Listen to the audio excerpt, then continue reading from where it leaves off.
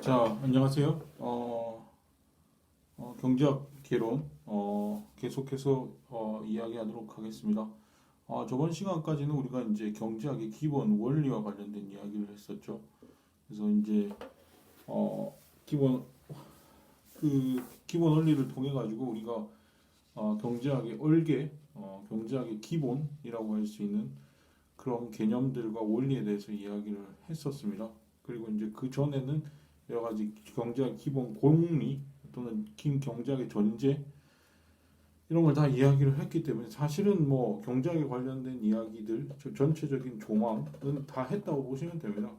그래서 이제 여러 이야기를 했는데 오늘 경제 모형이라고 하는 것도 사실은 경제학을 어떻게 바라볼 것인가, 즉 경제학을 어떻게 전체적으로 조망할 것인가와 관련된 이야기라고 볼 수 있어요. 그래서 이런 식으로 이제 조망을 한다라고 보시면 되고 경제 모형 또는 모델이라고 하는 거에 적혀 있죠. 경제 모형이라고 적혀 있는데 경제 모형 또는 경제 모델이라고 하는 것은 결국에는 그 복잡한 경제 현상을 단순화시켜 놓은 것을 바로 모형 또는 모델이라고 보통 이야기를 합니다. 우리가 이제 보통 비행기 모델이라고 하잖아요. 비행기 모형 또는 모델이라고 하는 거는 비행기라고 하는 복잡한 장치들을 전부 다 만들어 놓은 게 모형이 아니죠. 네, 비행기의 아주 핵심적인 부분만 우리가 인식 가능하도록 만들어 놓은 그런 겁니다. 네, 그런 거 아주 단순화시켜 놓은 거예요. 복잡한 비행기를 단순화시켜 놓은 게 비행기 모형이듯이 경제 모형이라고 하는 것도 복잡한 경제 현실을 단순화시켜 놓은 겁니다. 그 경제 현상이라고 하는 건 매우 복잡하기 때문에 사실 그 복잡한 상태 그대로 내버려 두면 사실 우리가 그걸 파악하기가 어렵습니다. 즉 인지하기가 힘들어요. 인간의 인지 능력이라고 하는 것이 한계가 있기 때문에 인지 가능한 방식으로 만들어 놓은 것이 경제 모형이다라고 보시면 됩니다. 그래서 경제 모형이란 복잡한 경제 현실을 단순화시켜 놓은 것이다라고 여러분들이 생각을 하시면 돼요.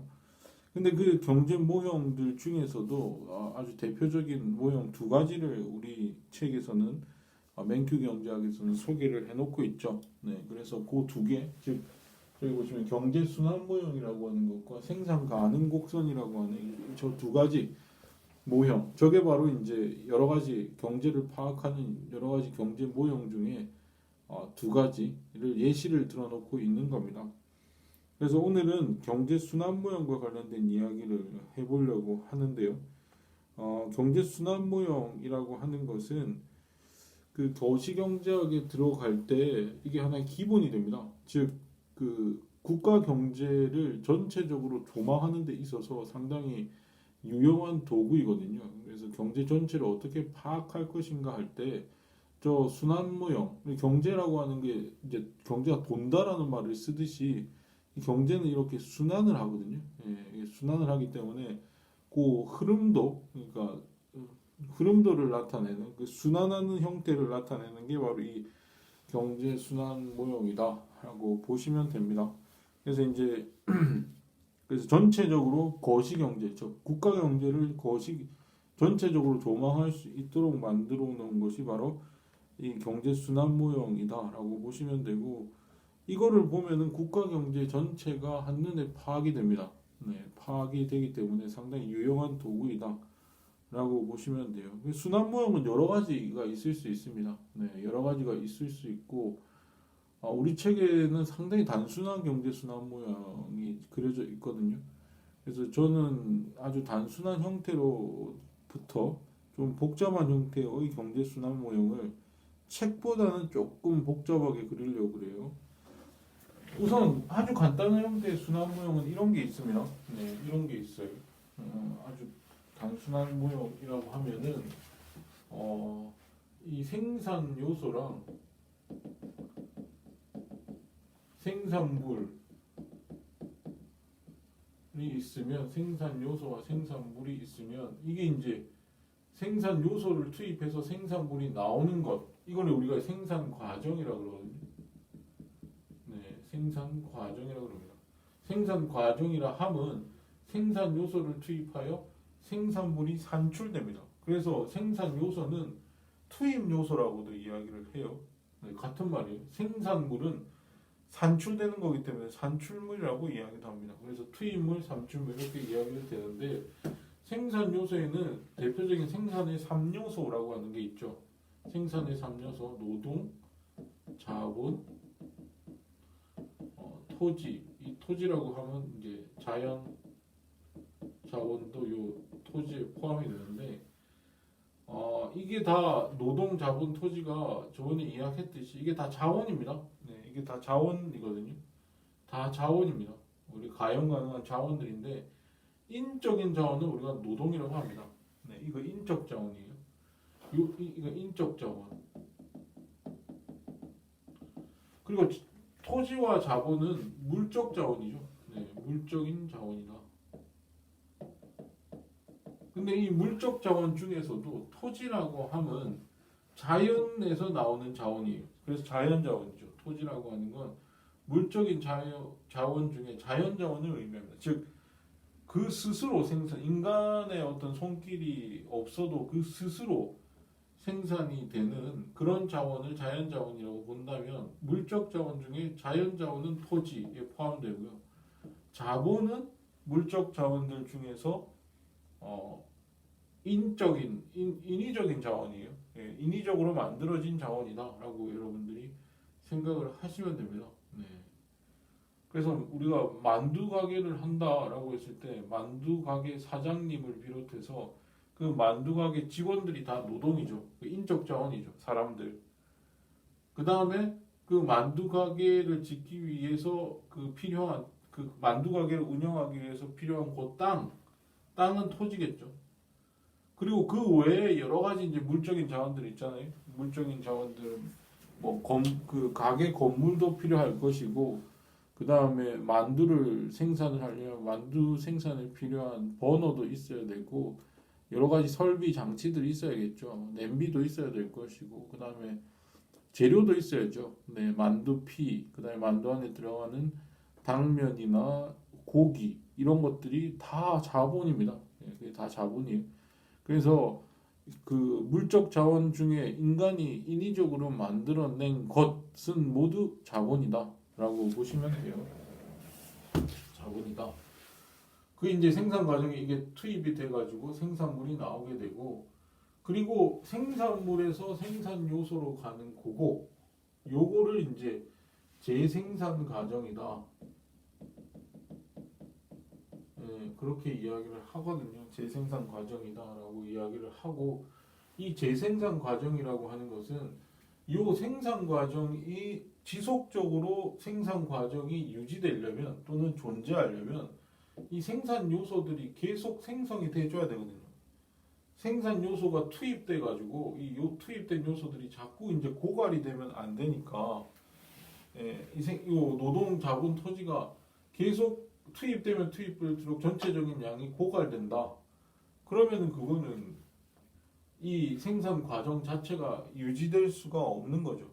그걸 유지시켜주는 과정이 재생산이라, 다시 생산되는 과정이다라고 해서 재생산 과정이라고 그러는데, 재생산 과정에는 소비라고 하는 행위가 있죠. 네, 소비라고 하는 것은 소비재를 구입하는 걸 의미하거든요. 소비재 구입을 의미합니다. 네. 그래서 이 소비를 하게 되면 뭐가 재생산됩니까? 노동이 재생산되죠. 노동은 인적 자원이잖아요. 사람이란 말이에요. 근데 소비를 하지 않으면 살 수가 없습니다. 죽어버리죠. 그렇기 때문에 소비를 해야 됩니다. 네, 소비를 해야 되고, 그 먹는 것도 먹어야 되고, 입는 것도 입어야 되고, 거주지, 집도 있어야 되고, 거기에 더해서 뭐 여러 가지 소비가 필요해요.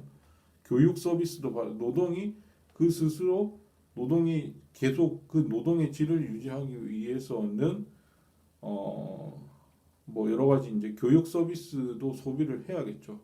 그 다음에 그 사람이 사회적으로 뭔가 그 사회 구성원으로서 제대로 존재를 하기 위해서는 여러 가지 문화 활동도 해야 되고 뭐 영화도 좀 봐야 되고 대중 매체도 좀 봐야 되고 하는 그런 거 있잖아요.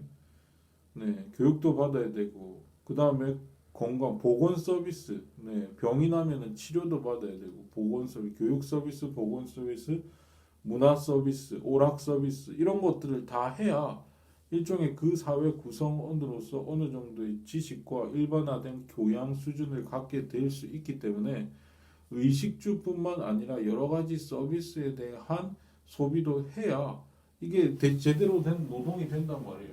예, 제대로 된 노동으로서 사람 구실하면서 유지가 되는 겁니다. 소비를 하면 노동이 재생산되죠. 노동의 재생산이 이루어집니다. 그다음 재생산 과정 중에서 투자라고 하는 게 있어요. 예, 투자라고 하는 건 이거는 자본재를 구입하는 걸 의미합니다. 자본재를 구입하는 거. 그러니까 이 자본재를 구입을 함으로써 자본이 유지가 돼요. 네, 자본이 재생산됩니다. 이걸 통해서 자본의 재생산이 이루어진다라고 하는 거죠. 즉 투자라고 하는 건 이때 이제 투자라고 하는 것은 우리가 이제 그 주식이나 채권에 투자를 한다는 표현을 쓰잖아요. 그걸 우리가 금융 투자라고 하는데 그런 금융 투자는 여기서 말하는 투자가 아닙니다. 이 투자는 실물 투자를 의미해요. 금융 투자랑 실물 투자를 구분해야 되는데 금융 투자라고 하는 건 우리가 주식이나 채권을 사서 그걸로 이제 투자를 하는 걸 금융 투자라 그러고 실물 투자는 자본재를 구입하는 걸 의미합니다. 자본재라 함은 생산 능력을 유지 또는 확충시켜주는 재화를 의미해요. 네, 생산 능력을 유지 또는 확충시켜주는 그런 재화를 우리가 자본재다 그렇게 이야기를 합니다. 그래서 이제 자본재는 여러 가지가 있죠. 네, 여러 가지가 아까 이 자본에 들어가는 그런 물적 요소들 있잖아요. 뭐 여러 가지 이제 공장도 필요하고 건물, 공장 내지는 건물 이런 것도 필요하고 이 안에 들어가 있는 이 공장이나 건물 사무실에 여러 이런 전기 설비 같은 것도 깔려 있어야 되고 수도 설비 이런 것도 깔려 있어야 되잖아요. 그런 설비들 그다음에 기계 또는 장치, 도구 뭐 이런 것들이 다 구비가 돼야 그게 생산 능력을 유지 또는 확충시켜주는 그런 재화들 아닙니까? 그러니까 우리가 공장이나 건물이나 설비, 장치 뭐 이런 것들이 다 또는 기계류 이런 것들이 다 이제 자본재에 포함되는 거죠. 그런 장치나 서비스, 공장 이런 것들이 바로 생산 능력을 유지 또는 확충시켜주는 재화입니다. 그런 재화들이 잘 유지될 수 있도록 수리도 해줘야 되고 점검도 해줘야 되고 뭐 해야 되잖아요. 기름칠도 좀 해줘야 되고 뭐 이런 것들 다 해줘야 그런 설비나 장치들 즉 자본재들이 유지가 되지 않겠습니까? 그냥 아무런 노력 없이 마구 내버려 두면 낡아버려 가지고 점점 생산 능력이 떨어지게 되겠죠. 그거를 그렇지 않게 만들기 위해서 계속 이제 유지 보수가 일어나야 되고 뭐 매우 낡으면 기계나 뭐 설비나 장치가 낡으면 다시 교체도 해줘야 되고 또 새로 생산 능력을 확충시키기 위해서 새로운 기계나 공장을 지을 수도 있겠죠. 고용을 할 수도 있을 겁니다. 그런 게 다 자본재란 말이에요. 네, 자본재를 구입을 해야 아까 이야기했던 이 자본이라고 하는 것이 재생산 또는 유지가 되는 겁니다. 네, 생산 능력이 유지가 되는 거예요. 자본이랑 자본재는 뭐가 다르냐? 자본이랑 자본재는 뭐가 다르냐? 이거는 노동자와 노동이 다른 거와 마찬가지예요.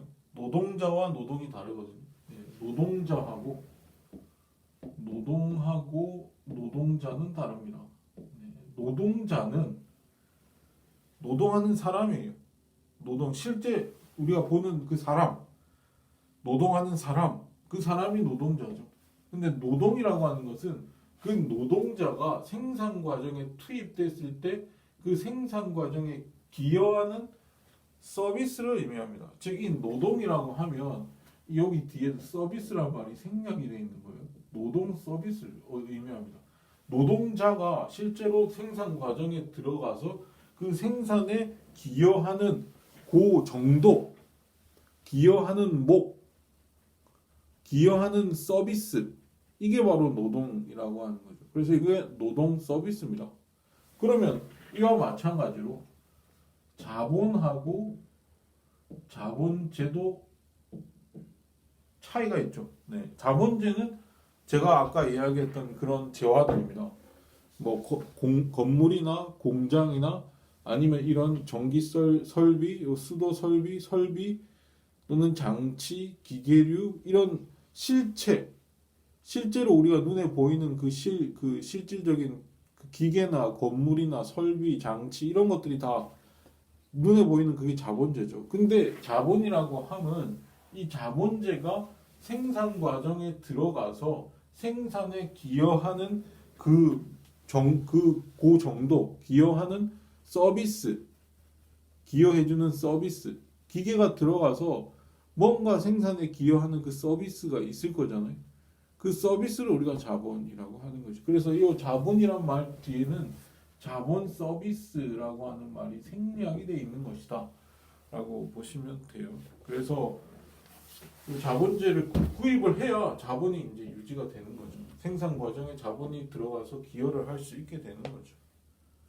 자, 요런 것들이 바로 이제 그 아주 단순한 형태의 순환이다. 그럼 재생산 과정에서 노동은 소비를 통해서 재생산되고 자본은 투자를 통해서 재생산되잖아요. 그러면은 토지는 어떻게 재생산되느냐? 그거는 토지는 그 스스로 생성이 된다.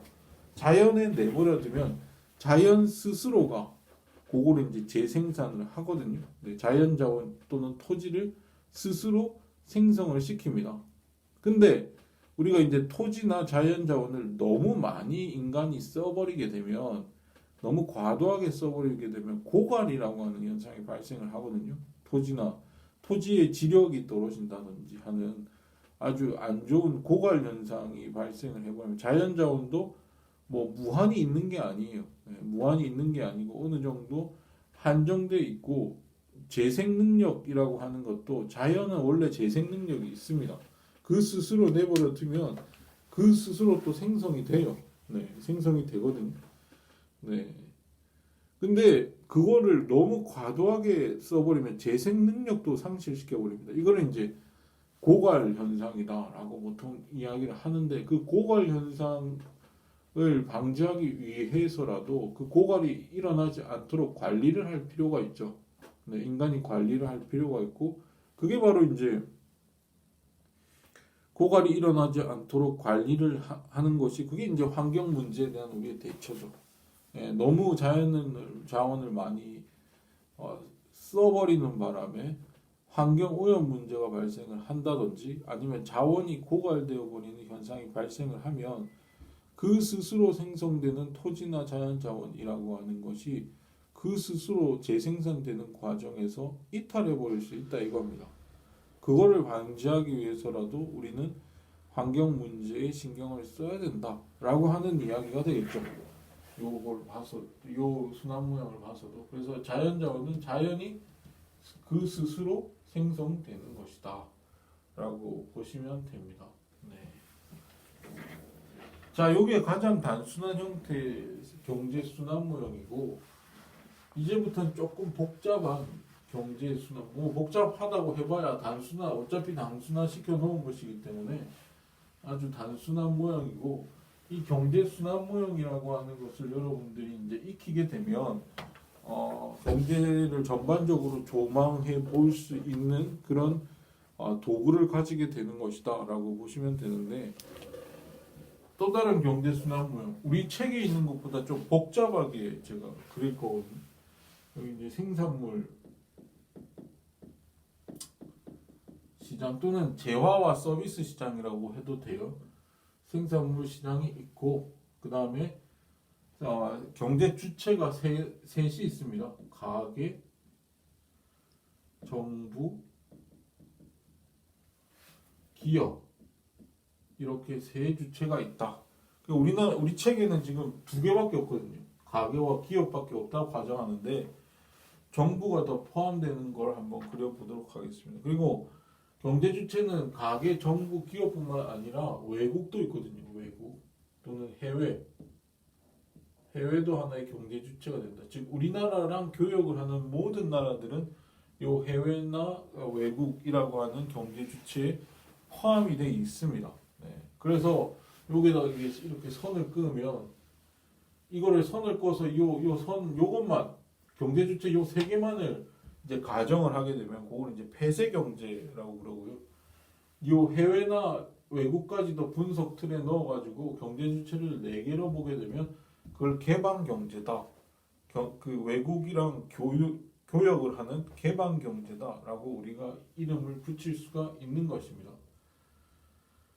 자, 그렇게 해서 이제 요걸 이야기를 해보면 일단 기업이라고 하는 것은 생산을 하는 주체로서 나오거든요. 그래서 모든 생산은 기업에서 한다라고 가정을 하고 생산물 시장에 생산물을 공급하는 것은 기업이다. 기업만이다.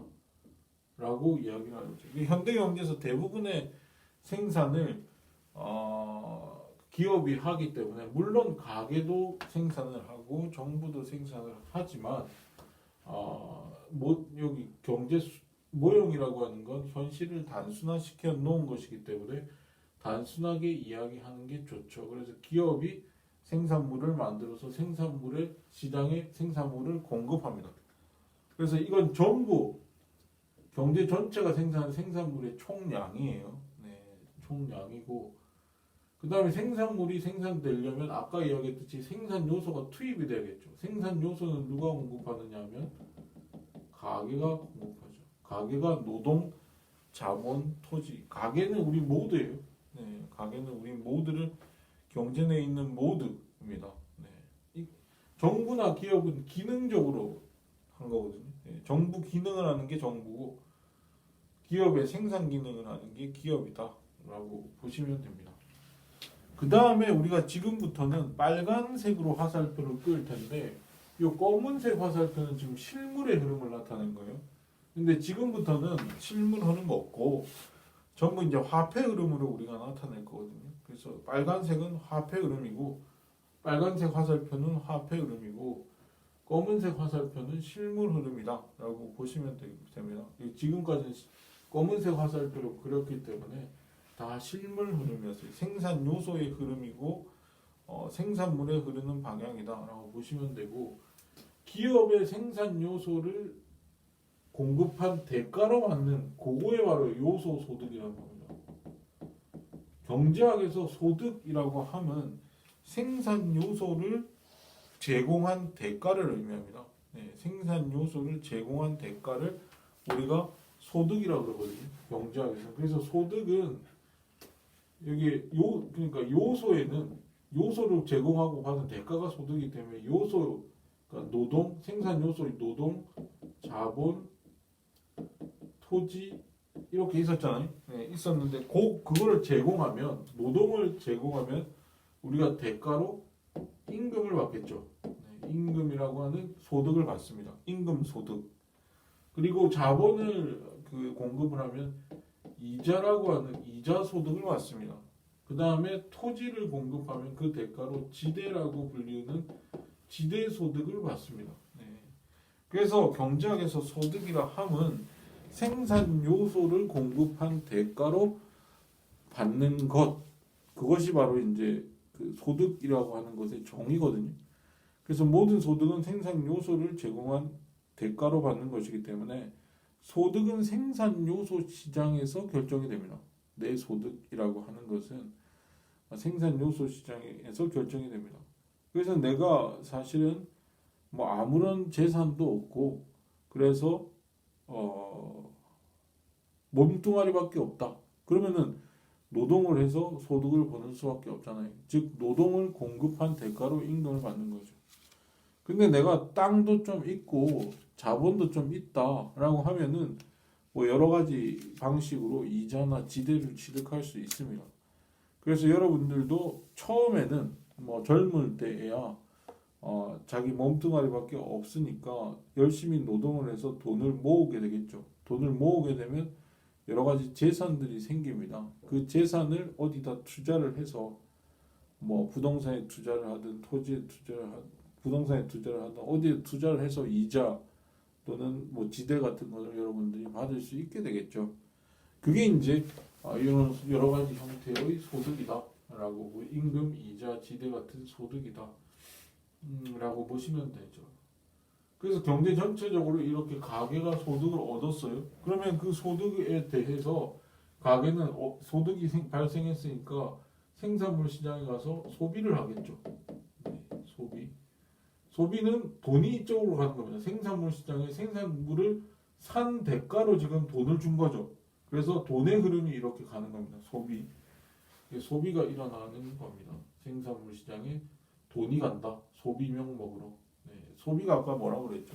소비재를 구입하는 걸 소비라고 한다라고 그렇게 이야기를 했잖아요. 그래서 이제 소비라고 하는 건 소비재를 구입하는 것이고 소비재 구입을 위해서 이 재화나 서비스가 이게 생산물 시장이 재화나 서비스 시장이거든요. 그래서 재화가 여기 있어요.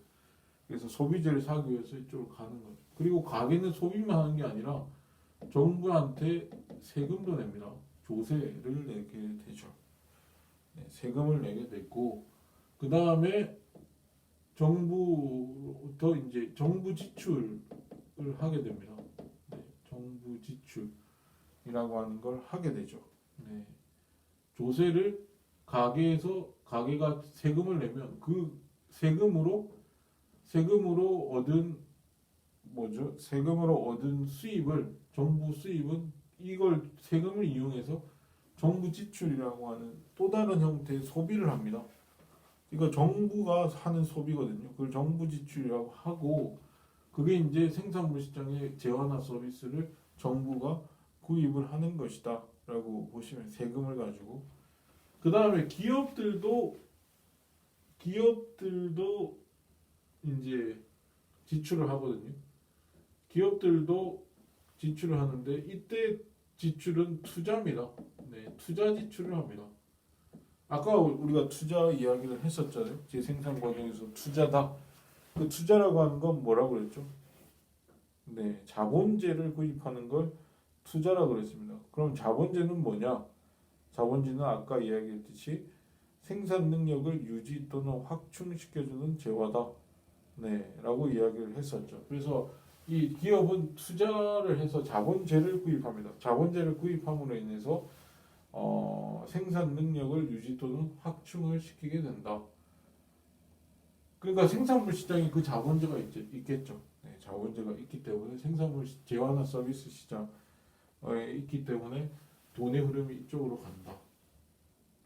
그리고 가게는 자기가 얻은 소득으로 소비도 하고 세금도 내고 남는 돈이 있을 거예요. 예, 남는 돈을 우리가 저축이라고 그럽니다.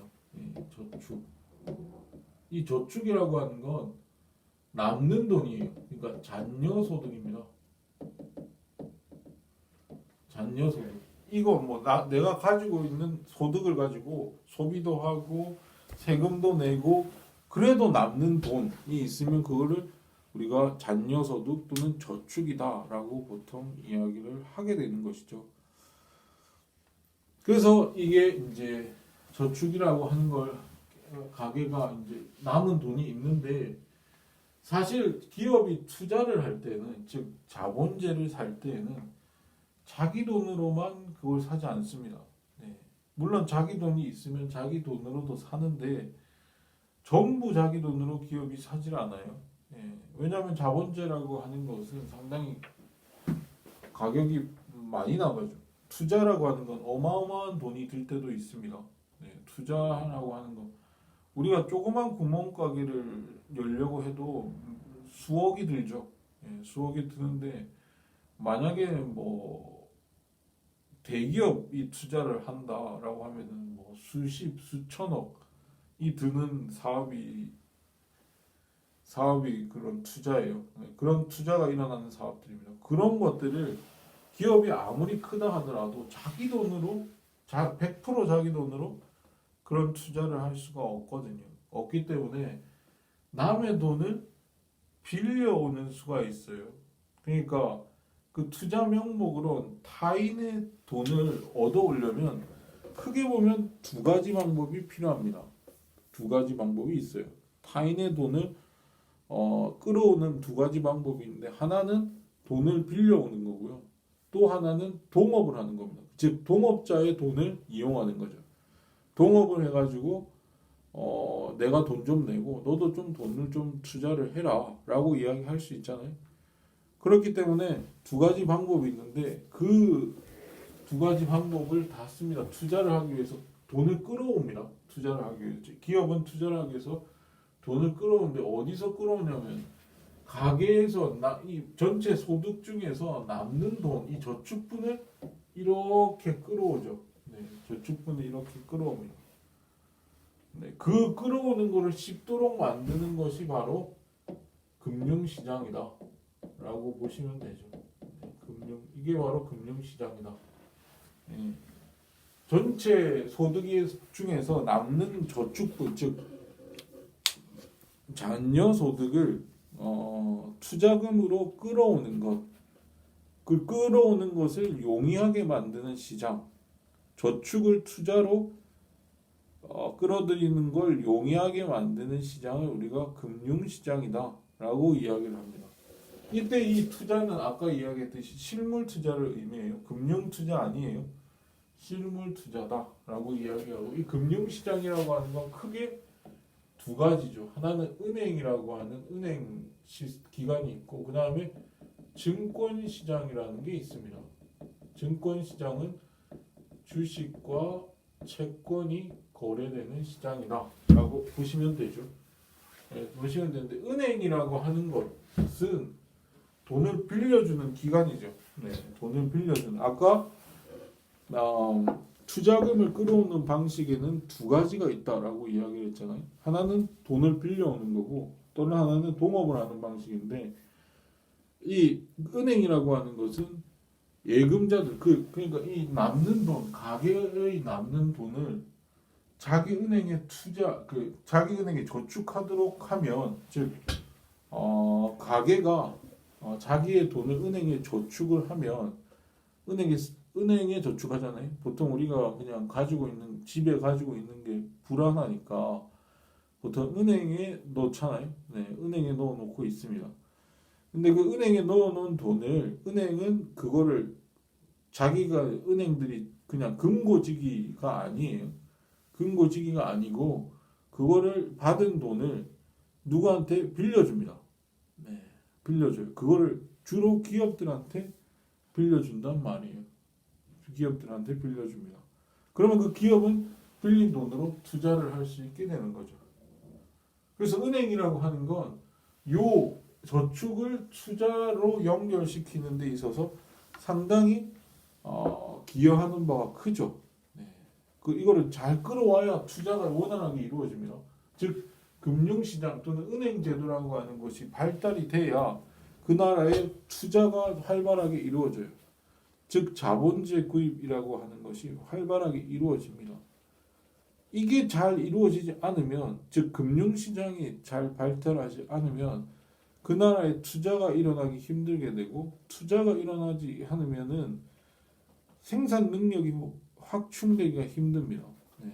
생산 능력이 확충돼. 아까 투자라고 하는 건 자본재를 구입하는 거고 그 자본재라고 하는 건 생산 능력을 유지 또는 확충시켜주는 재화이기 때문에 이 투자가 원활하지 않으면 그 나라 경제의 생산 능력이 확충되는 것이 상당히 어려워진다라고 하는 것이었죠. 그래서 우리가 경제가 성장한다는 건 결국 투자를 많이 해야 돼요. 경제가 발전 또는 성장을 하기 위해서는 이 투자가 많이 이루어져요. 이게 생산 능력을 확충시켜주는 거니까. 경제 성장이라는 건 생산 능력이 확충되는 걸 의미하잖아요. 근데 이게 투자가 잘 안 되면 그게 확충이 잘 안 됩니다. 네. 그래서 뭐 이런 기계 설비 같은 것도 최첨단화되고 점점 기술 발전에 상응을 해서 공장이나 설비나 기계나 장치들이 다 잘 완비가 돼야 그래야 생산 능력이 확충이 될 거 아닙니까? 그걸 잘 하게 하기 위해서는 이 금융시장이 발달을 해야 된다. 돈을 끌어올 수 있는 능력이 있어야 돼. 그 은행이 굉장히 중요하다. 그 다음에 돈을 빌리는 또 다른 방식인데 그건 채권을 발행하는 겁니다. 기업이 직접 나한테 돈을 빌려달라고 하면서 채권을 발행합니다. 예컨대 삼성전자다. 그러면 삼성전자 이름에 채권을 발행해서 그 채권 시장에서 채권을 사는 사람은 이 종이에요, 그냥. 네, 종이. 예, 삼성전자로 적혀 있고 종입니다. 네, 종이에다가 얼마 빌려달라라고 금액이 적혀 있겠죠. 그 금액대로 누군가가 채권 시장에서 그 채권을 사게 되면 그 채권에 그 쓰여 있는 액수만큼 뭐 1억이면 1억, 2억이면 2억 그렇게 쓰여 있는 액수만큼 주고 사게 되면 그거는 그만큼 기업한테 돈을 빌려주게 되는 겁니다. 나중에 만기가 됐을 때 삼성전자의 그 채권을 들이밀게 되면 돈을 갚아주죠. 뭐 이런 거죠. 그리고 이제 채권을 사면 일정한 이자 수입도 있잖아요. 이자도 주거든요. 네. 그렇기 때문에 채권 이것도 이제 돈 빌리는 건데 은행에서 돈을 빌리는 거는 간접금융이라 그래요. 간접금융. 즉 은행이라고 하는 매개체를 한 달이 간접적으로 거쳐야 돈을 빌릴 수 있고 이 중개기관 은행이라고 하는 중매기관이 있습니다. 그래서 간접적이죠. 돈을 빌릴 때. 그러니까 돈을 빌리는 사람과 돈을 빌려주는 사람 사이에 은행이 있다는 거죠. 네, 돈을 빌려주는 사람은 자기 돈이 그냥 예금돼 있는 걸로 생각을 하지만 사실은 은행이 알아서 예금자의 돈을 받아서 알아서 이렇게 대출을 해주고 있는 거예요. 네, 대출을 해주고 있는 거예요. 그래서 돈 빌려주는 사람과 돈 빌려 받는 사람, 빌리는 사람 간에 은행이 중개를 하기 때문에 이걸 간접금융이라고 하고 채권이라고 하는 건 직접 은행이 돈을 빌려달라고 채권을 발행을 하는 것이기 때문에 이거는 직접 금융이죠. 중간에 아무것도 없어요. 돈 빌려주는 사람과 돈을 빌리려는 사람 사이에 직접적으로 거래가 이루어지니까 직접 금융이다 라고 보시면 됩니다. 그러면 주식시장은 뭐냐? 주식시장이라고 하는 건 이거는 동업하는 거예요. 아까 이야기했듯이 두 가지가 있다 그랬죠. 자금을 끌어오는 방식에는 두 가지가 있다. 하나는 돈을 빌리는 것과 있고 또 다른 하나는 동업하는 거죠. 네, 동업. 근데 이제 주식시장의 특성은 뭐냐면 인적으로 동업하는 게 아니에요. 우리가 동업을 한다면 보통 이제 어떤 회사가 있고 그 회사를 공동으로 경영하는 걸 동업이다. 네, 인적으로 공동 경영하는 걸 동업이라고 우리가 생각할 수 있는데 그런 동업도 있지만 주식회사는 그런 동업이 아니고 물적으로만 동업을 합니다. 네, 물적으로만. 그래서 동업을 할 때 돈으로만 또는 물적으로만 동업을 하기 때문에 나중에 이제 기업이 망했을 때 그 망한 책임에 대해서도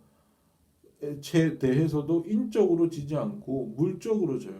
그 기업이 망해서 뭐 여러 가지 이제 뭐 망한 이유는 뭐 빚을 많이 졌겠죠. 빚을 많이 지면은 그 빚을 못 갚으면 회사는 망하거든요. 그 빚에 대해서 책임을 져야 돼요. 인적으로. 네, 인적으로 책임을 져야 됩니다. 네, 만약에 인적인 어떤 동업 형태다 그러면 인적으로 책임을 져야 됩니다. 그래서 뭐 구속도 되고 여러 가지 이제 인신적인 어떤 형법상의 구속 조항들이 있어요. 네, 있습니다. 근데 이 주식회사 같은 경우에는 물적인 동업이고 물적인 책임만 지면 되기 때문에 사실 자기 돈 날리는 거 이외에는 전혀 책임이 없습니다. 네, 주식회사라고 하는 것은. 그래서 회사의 그 주주들, 내가 삼성전자의 주식을 한 주라도 사게 되면 그 회사의 동업자, 즉 물적인 동업자가 되고 내가 주인이 되거든요. 주주가 됩니다. 네. 동업을 하는 거니까 물적으로.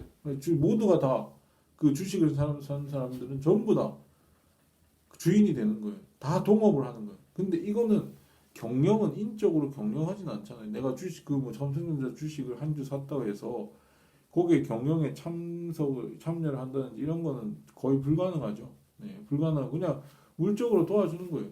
그리고 물적으로 그 돈을 도와서 손해가 났다 그러면은 그냥 손해를 보고 마는 겁니다. 그 돈만큼만 손해를 보고 마는 것. 그래서 물적인 동업입니다. 주식회사라고 하는 것. 즉 주식이라고 하는 것은 결국 협동의 과정이다. 예, 동업의 과정이다. 그래서 우리가 동업자끼리 이제 돈을 투자를 하는 거기 때문에 저런 식으로 해서 이제 투자금을 끌어들일 수 있다라고 하는 거죠. 네. 자, 그런 겁니다. 네, 이게 바로 이제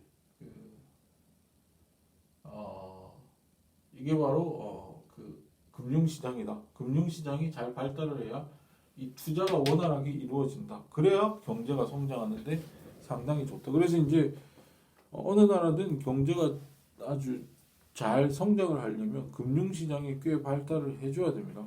네, 금융시장이 잘 발달되지 않으면 발달하기가 힘들어요. 네, 그 나라 경제가 발전하기가 상당히 애로사항이 많다라고 보시면 되죠.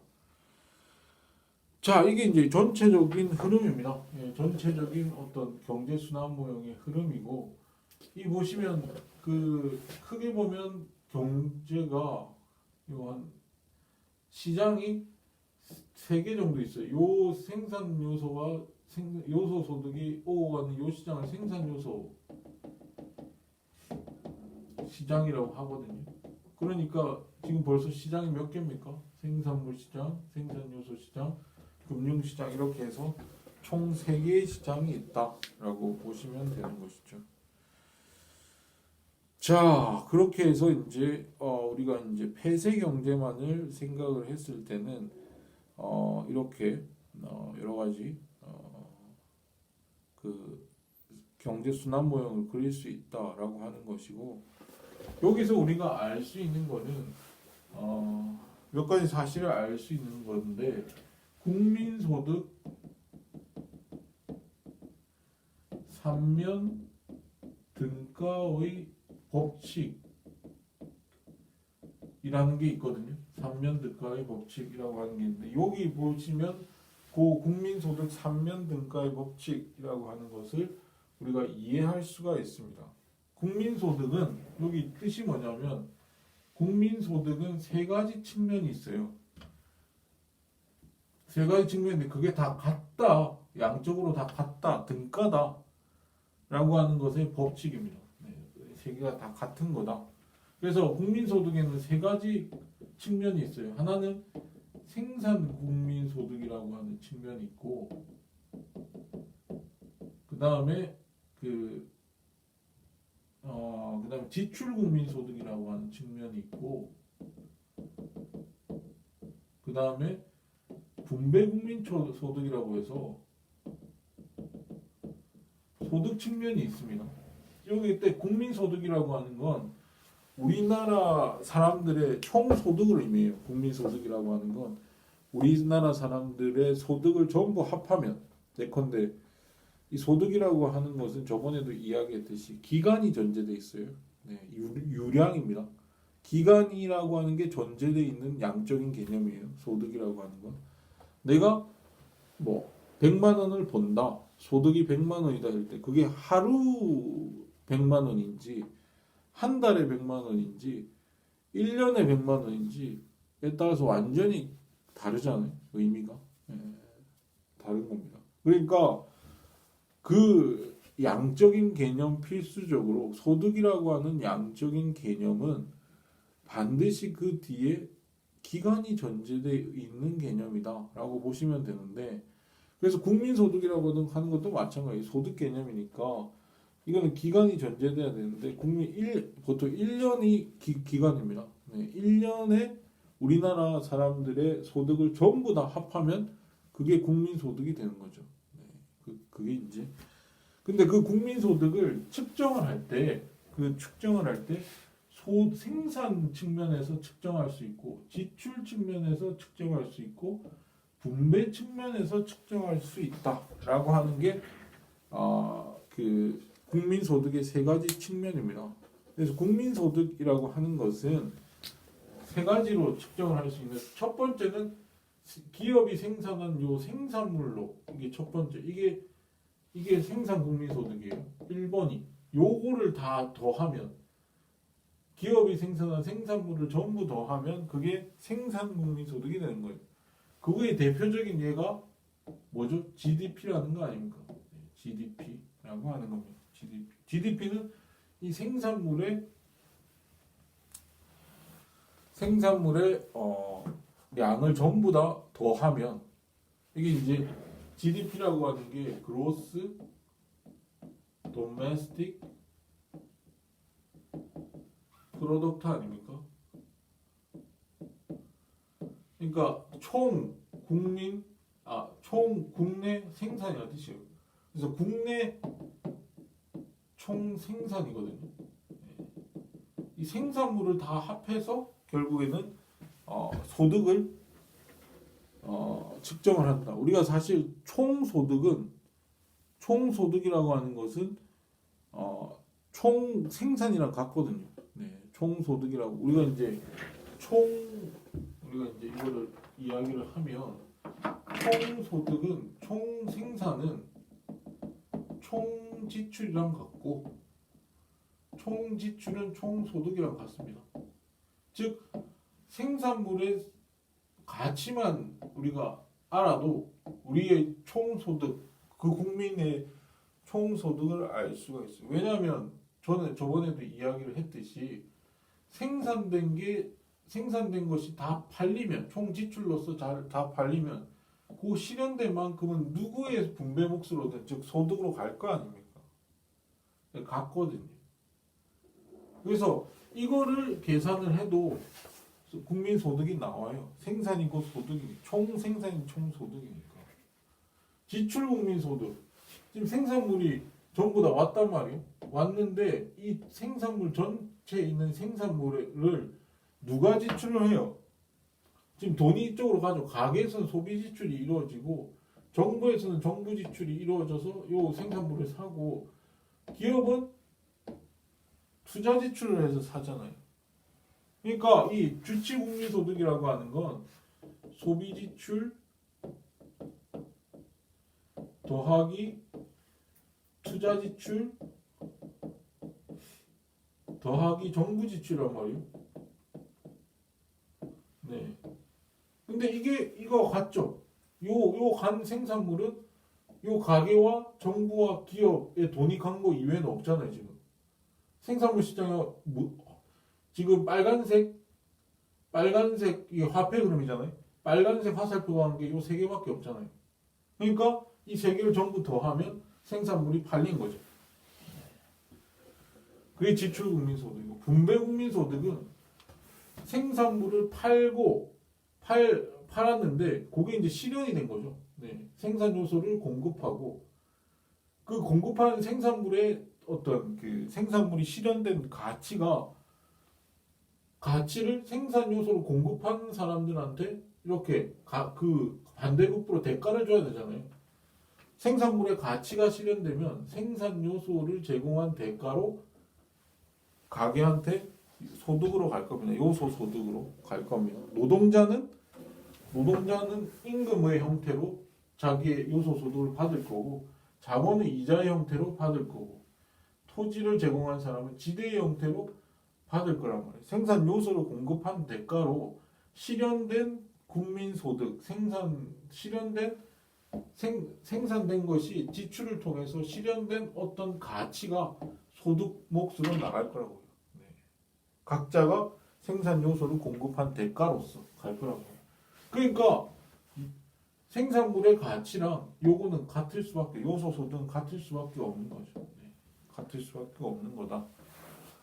왜냐하면 모든 생산물이 팔려서 실현된 가치가 누구에든 갈 거란 말이에요.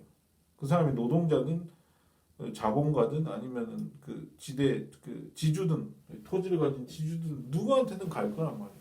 그 이건희한테 가든 나한테 오든 누구한테는 갈 거란 말이에요. 그거 다 합하면 생산물 가치랑 같겠죠. 그래서 결국 국민소득 3면 등가의 법칙이라고 하는 것도 이 경제 순환 모형을 통해 가지고 생산 국민소득과 지출 국민소득과 분배 국민소득 이 세 가지 측면이 다 양쪽으로는 같은 거다라고 하는 것이 이 경제 순환 모형을 통해서라도 여러분들이 이제 요 국민소득 삼면득가의 법칙은 이해를 할 수 있을 것이다라고 하는 것이죠. 자, 그래서 경제 순환 모형과 관련된 이야기를 했고요. 다음 시간에는 생산 가능 곡선과 관련된 이야기를 하도록 하겠습니다. 수고하셨어요.